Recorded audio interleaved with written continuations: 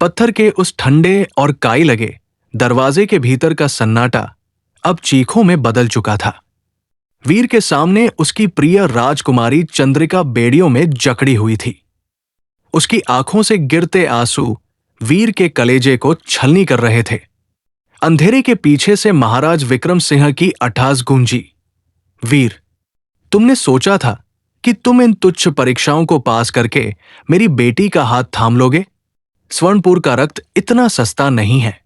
ये तीसरी शर्त कोई परीक्षा नहीं, बल्कि मेरा बिछाया हुआ मौत का जाल है।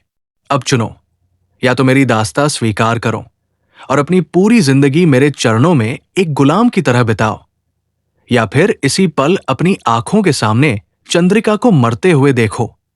वीर की मुट्ठियां भिंच गई। उसकी रगों में दौड़ता खून खौलने लगा। उसने गौर से चंद्रिका की ओर देखा। उसकी आंखों में एक संदेश था, वीर, झुकना मत।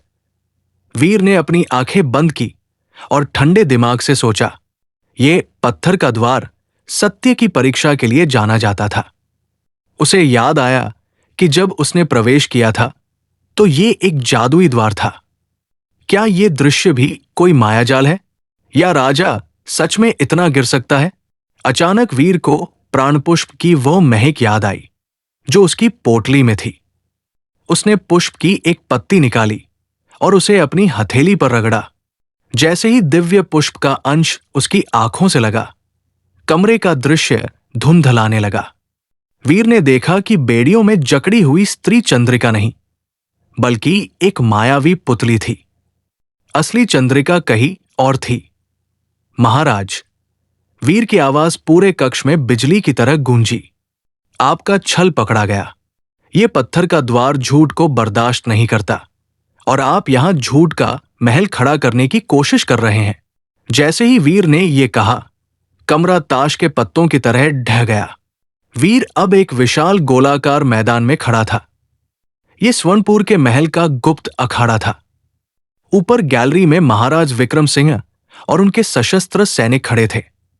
बगल में एक ऊंचे स्तंभ से असली राजकुमारी चंद्रिका बंधी हुई थी और उसके गले पर एक जल्लाद की तलवार लटकी थी। तुम बहुत चतुर निकले, वीर, राजा ने दांत पीसते हुए कहा। ठीक है, अगर तुम परीक्षा से नहीं मरे तो अब मेरी सेना के हाथों मरोगे। सैनिकों, इस विद्रोही को खत्म कर दो। सैकड़ों सैनिक एक साथ वीर की ओर लपके। वीर के पास केवल उसका अटूट विश्वास और वो प्राचीन धनुष था। उसने एक साथ 3 तीर चढ़ाए। सननन तीर हवा को चीरते हुए निकले और सैनिकों की ढालों को बेधते चले गए। वीर युद्ध कला में माहिर था। वो किसी तूफान की तरह मैदान में घूम रहा था, लेकिन सैनिकों की संख्या बहुत अधिक थी। तभी वीर ने देखा कि राजा के अंगरक्षक चंद्रिका के स्तंभ के पास जा रहे थे ताकि उसे कहीं और ले जा सके। युद्ध के बीचों बीच वीर ने एक अद्भुत मंत्र का उच्चारण किया जो उसे मायावी वन के कालसर्प ने सिखाया था। अचानक वीर की परछाई उससे अलग हो गई। अब मैदान में एक नहीं बल्कि 10 वीर लड़ रहे थे। ये छाया युद्ध की विद्या थी। सैनिक भ्रमित हो गए। वे अपनी ही परछाई से लड़ने लगे। इसी अफरातफरी का फायदा उठाकर असली वीर उस स्तंभ की ओर भागा जहां चंद्रिका बंधी थी। जल्लाद ने जैसे ही तलवार उठाई, वीर ने अपना धनुष एक गदा की तरह इस्तेमाल किया और जल्लाद की कलाई तोड़ दी। वीर ने चंद्रिका के बंधन काटे। चंद्रिका ने वीर के गले लगकर कहा, वीर, पिताश्री पागल हो गए हैं। उनके पास एक प्राचीन शैतानी शक्ति है जिसकी वजह से उनका अहंकार बढ़ गया है। वे इस राज्य को नरक बना देंगे। तभी राजा ने चिल्लाकर कहा, रुको, तुम अभी भी नहीं जीते हो। तुमने पत्थर का द्वार पार किया, लेकिन तुमने वो स्वर्ण द्वार नहीं देखा जो यहां के सबसे बड़े रहस्य को छुपाए हुए है। राजा ने एक गुप्त बटन दबाया और मैदान के बीचों बीच से एक विशाल स्वर्ण द्वार निकला। उस द्वार से एक ऐसी काली ऊर्जा निकल रही थी जिसने आकाश को भी काला कर दिया।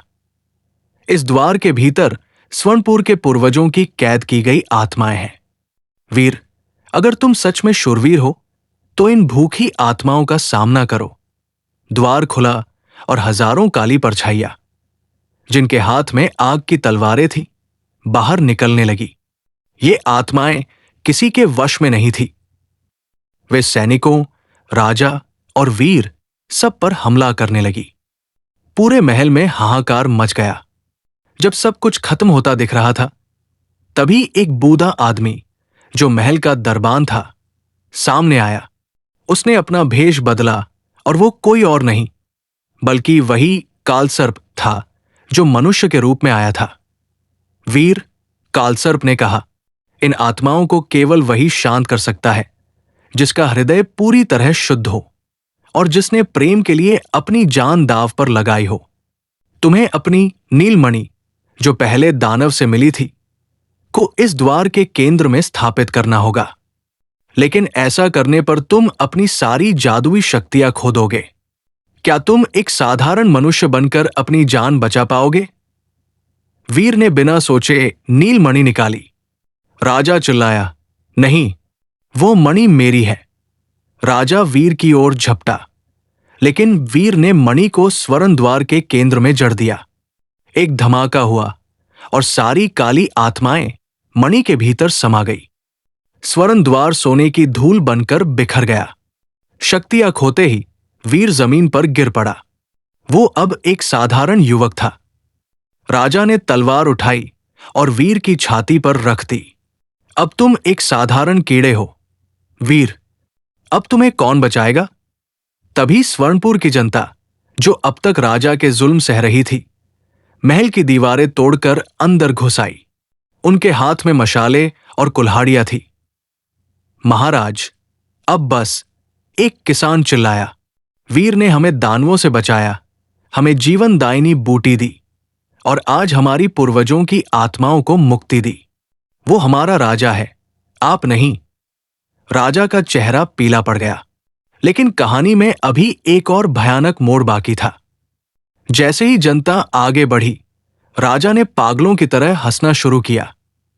तुम सबको क्या लगता है कि मैं अकेला था? इस पूरे खेल के पीछे कोई और है। महल की छत फट गई और एक विशाल पंखों वाला साया नीचे उतरा। ये कोई दानव नहीं, बल्कि एक मायावी सम्राट था जो दूसरे लोक से आया था। उसने राजा के कान में कुछ कहा और राजा की आंखें पूरी तरह काली हो गई। महल की छत फटी हुई थी और आकाश से उतरा वो भयावह साया, अंधकासुर, जिसे मायावी सम्राट कहा जाता था, अपनी विशाल आंखों से सबको भस्म कर देने वाली दृष्टि डाल रहा था। महाराज विक्रम सिंह, जिनकी आंखों की पुतलियां पूरी तरह काली हो चुकी थी, अब एक कठपुतली की तरह उसके इशारों पर नाच रहे थे। तो ये है वो तुच्छ मानव जिसने मेरे वर्षों के खेल को बिगाड़ दिया।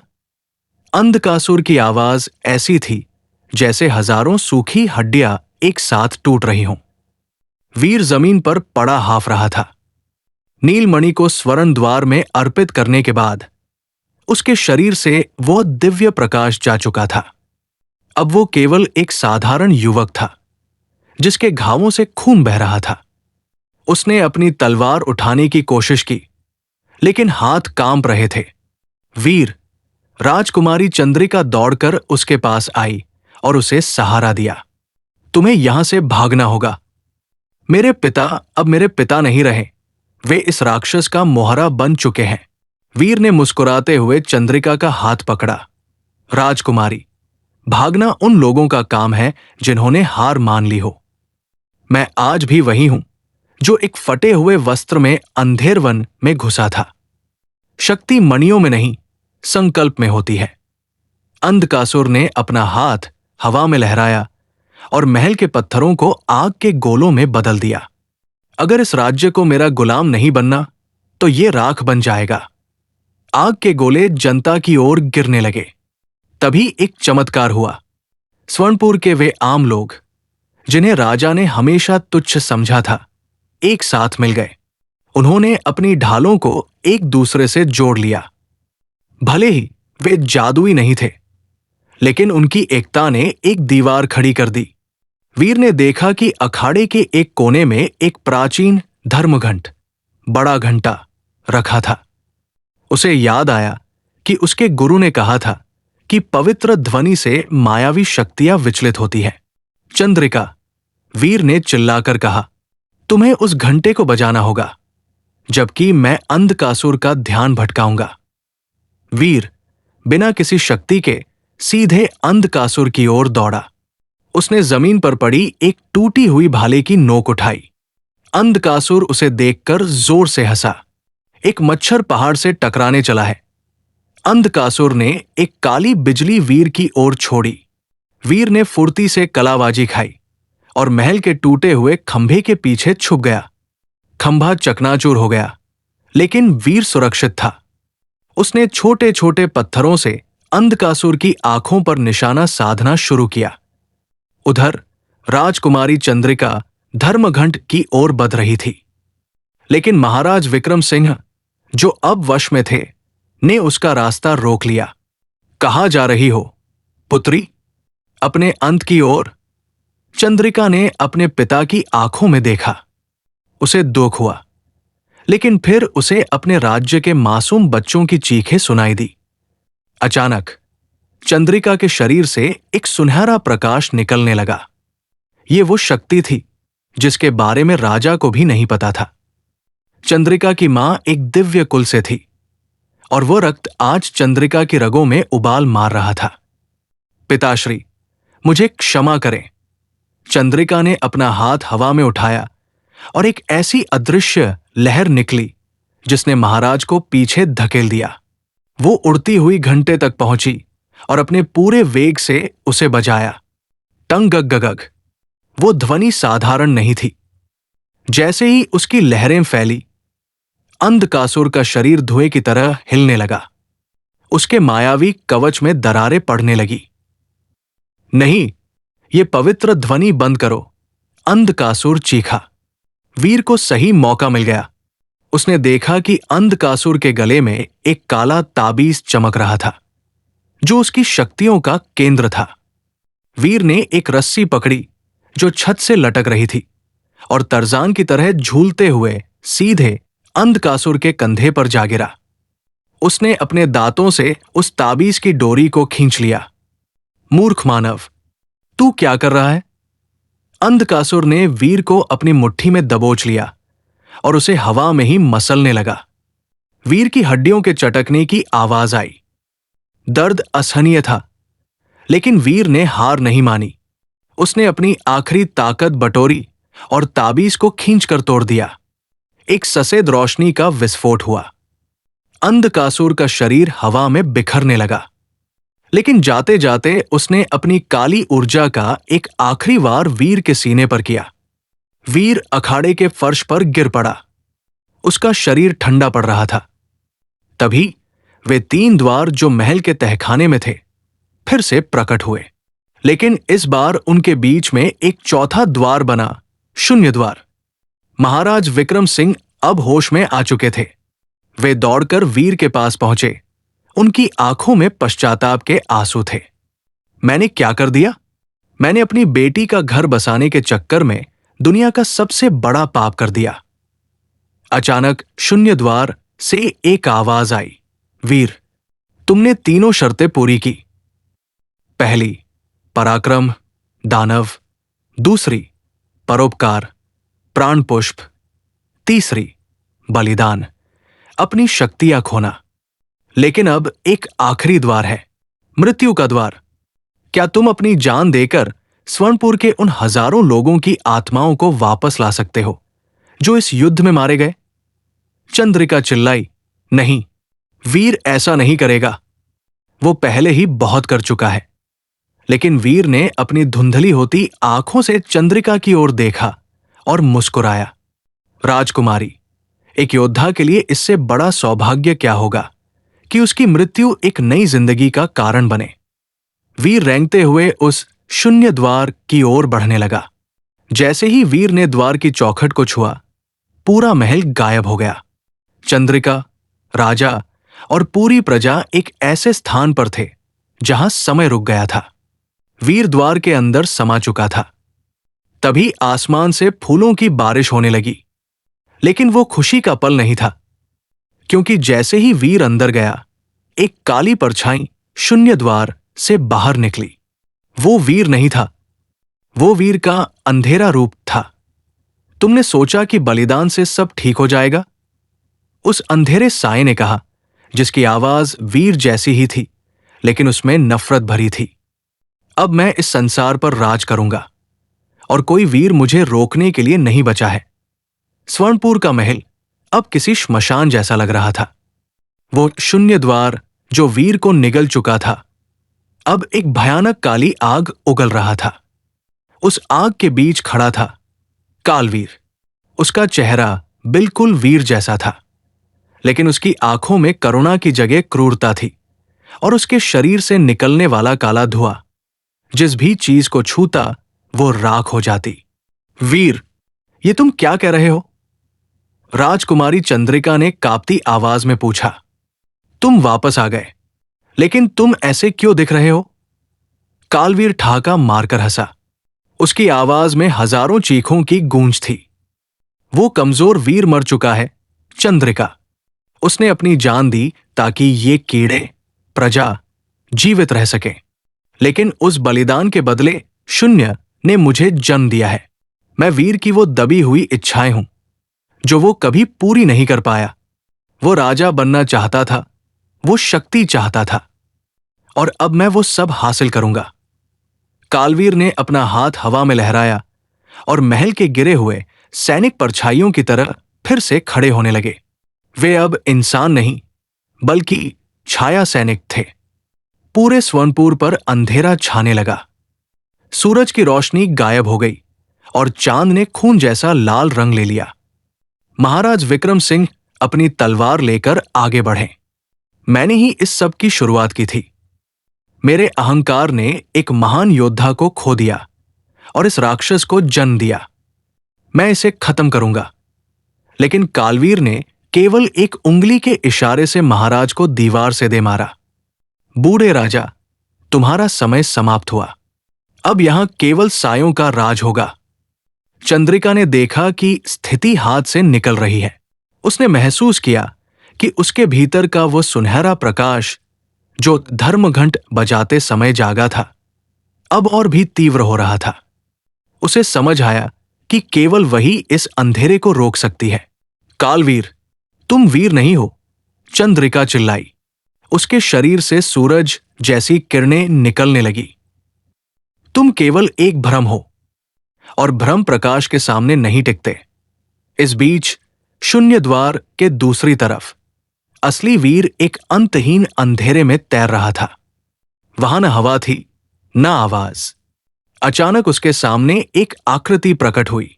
ये कोई और नहीं, बल्कि वह दानव, रक्तनेत्र और वे 7 सिर वाले नाग थे जिन्हें उसने हराया था। वीर, नाग की आवाज गूंजी। तुमने सब कुछ खो दिया। तुमने अपनी शक्ति दी, अपना प्रेम छोड़ा और अब अपनी पहचान भी। क्या तुम्हें दुख नहीं होता? वीर ने शांत भाव से उत्तर दिया, जो दूसरों के लिए दिया जाए उसे खोना नहीं, अर्पण करना कहते हैं।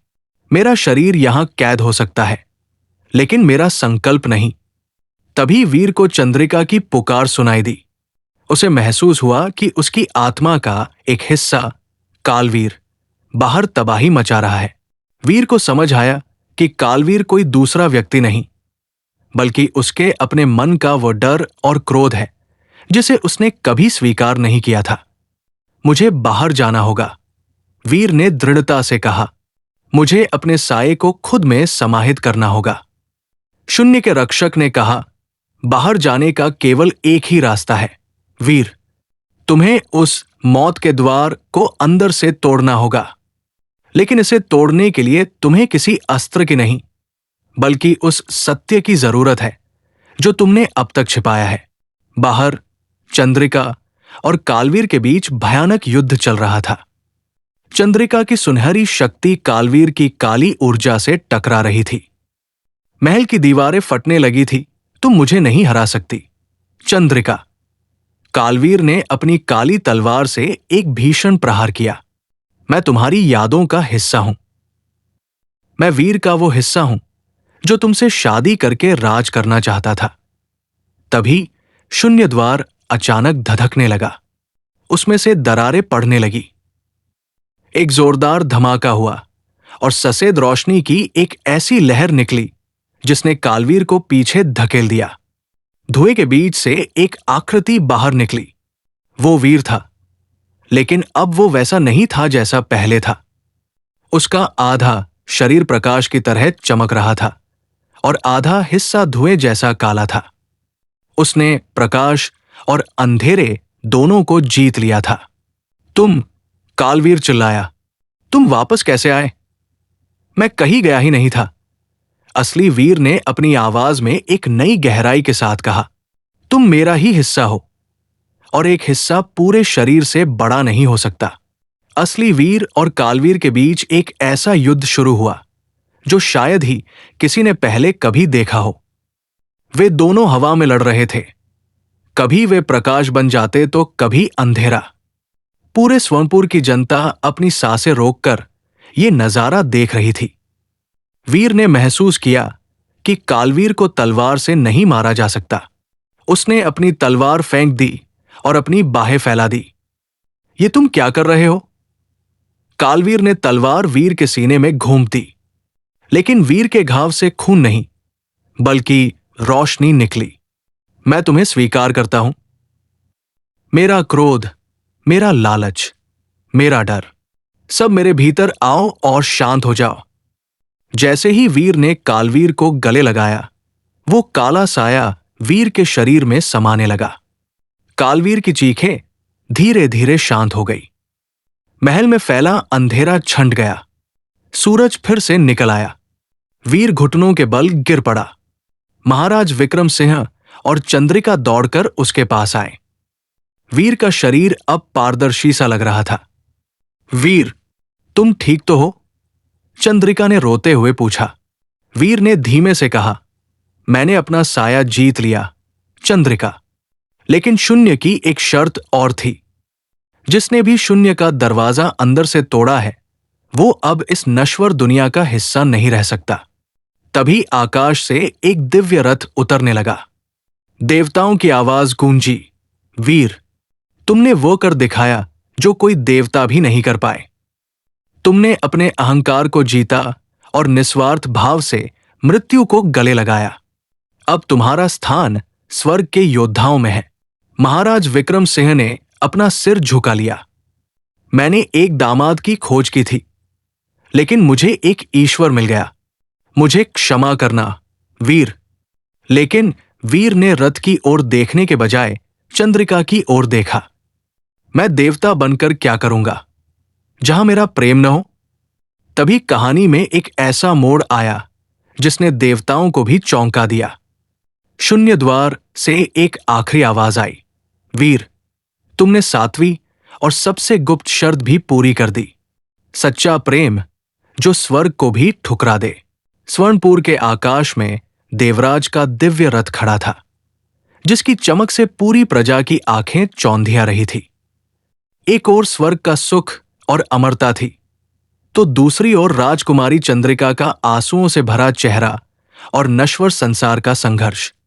आकाशवाणी गूंजी, वीर, तुम मरणशील मनुष्य की सीमाओं को लांघ चुके हो।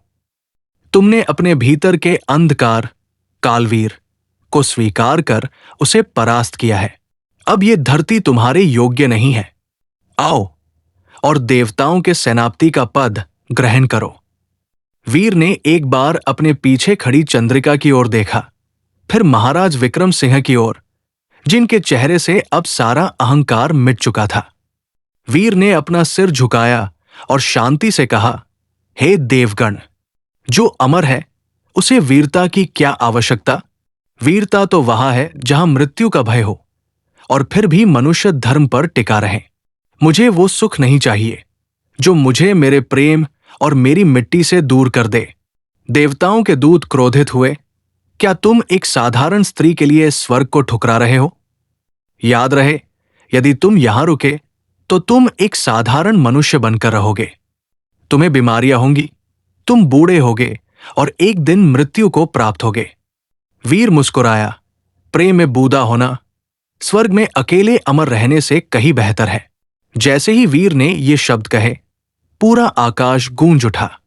लेकिन ये क्रोध की गूंज नहीं थी, ये प्रसन्नता की गूंज थी। अचानक शून्य द्वार से वही प्राचीन ऋषि प्रकट हुए जिन्होंने इस राज्य की नींव रखी थी। ऋषि ने महाराज विक्रम सिंह की ओर देखा और कहा, राजन, आपने 3 शर्तें रखी थी, लेकिन विधाता ने 7 शर्तें तय की थी। 4 शर्तें वीर ने पूरी की, साहस, परोपकार, त्याग और आत्मविजय। 5वीं शर्त थी मृत्यु का वरण और छठी थी स्वर्ग का त्याग। महाराज विक्रम सिंह ने हाथ जोड़कर पूछा, ऋषिदेव, तो 7वीं शर्त क्या है? ऋषि ने मुस्कुराते हुए कहा, 7वीं शर्त वीर के लिए नहीं, बल्कि तुम्हारे लिए थी, राजन। इस पूरे खेल का उद्देश्य केवल एक योद्धा ढूंढना नहीं था, बल्कि तुम्हारे अहंकार को समाप्त करना था। 7वीं शर्त थी एक राजा का अपनी सत्ता का मोह छोड़ना। क्या तुम इस साधारण युवक के लिए अपना सिंहासन छोड़ने को तैयार हो? क्या तुम उसे अपना राजा मानने को तैयार हो, जिसने तुम्हारी हर शर्त को चुनौती दी? पूरे दरबार में सन्नाटा छा गया। महाराज विक्रम सिंह ने अपने मस्तक पर लगे उस स्वर्ण मुकुट को देखा, जो उनके अहंकार का प्रतीक था। उन्होंने वीर की ओर देखा, जिसने न केवल उनके राज्य को दानवों से बचाया था, बल्कि उनकी पुत्री के मान की भी रक्षा की थी। महाराज धीरे धीरे अपने सिंहासन से नीचे उतरे। उन्होंने अपना मुकुट उतारा और उसे वीर के चरणों में रख दिया। आज से स्वर्णपुर का राजा मैं नहीं, बल्कि वीर होगा। महाराज ने भरी आंखों से कहा, मैंने एक योद्धा की खोज की थी, पर मुझे एक रक्षक मिल गया। चंद्रिका, मेरा आशीर्वाद तुम्हारे साथ है। जैसे ही राजा ने अपना पद त्यागा, एक दैवीय चमत्कार हुआ। स्वर्णपुर की जो दीवारें सोने की थी, वे साधारण पत्थर की हो गई। लेकिन राज्य की मिट्टी उपजाऊ हो गई और बीमारियां गायब हो गई। माया का अंत हुआ और हकीकत का खुशहाल राज्य शुरू हुआ। अगले ही दिन स्वर्णपुर के इतिहास का सबसे बड़ा उत्सव मनाया गया। वीर और चंद्रिका का विवाह हुआ। इस विवाह में कोई राजकुमार या राजा मुख्य अतिथि नहीं थे, बल्कि वे एक गरीब किसान और आम लोग थे जिन्होंने युद्ध में वीर का साथ दिया था। वीर ने राजा बनने के बाद पहला आदेश दिया, स्वर्णपुर का खजाना सोने से नहीं, बल्कि लोगों की मुस्कुराहट से भरा जाएगा। अब कोई भी योद्धा अपनी जान किसी शर्त के लिए नहीं गंवाएगा। उत्सव के बीच में वीर की नजर महल की एक दूर दराज की मीनार पर पड़ी। वहां उसे वही काला साया, मायावी सम्राट अंधकासुर धुंधला सा दिखाई दिया। वीर समझ गया कि बुराई पूरी तरह कभी खत्म नहीं होती, वो बस इंतजार करती है। वीर ने चंद्रिका का हाथ पकड़ा और धीरे से कहा, शायद हमारी चुनौतियां अभी खत्म नहीं हुई है। चंद्रिका ने वीर की आंखों में देखते हुए जवाब दिया, जब तक आप साथ हैं, हर शर्त, हर चुनौती एक नई जीत की कहानी बनेगी। स्वर्णपुर की गलियों में आज भी ये कहानी सुनाई जाती है। वह योद्धा जो एक साधारण सैनिक बनकर आया था, जिसने दानवों को मारा, मौत को हराया और स्वर्ग को ठुकरा दिया, वो आज भी लोगों के दिलों में जीवित है। शूरवीर योद्धा की खोज समाप्त हुई, लेकिन एक महान शासक का युग शुरू हुआ।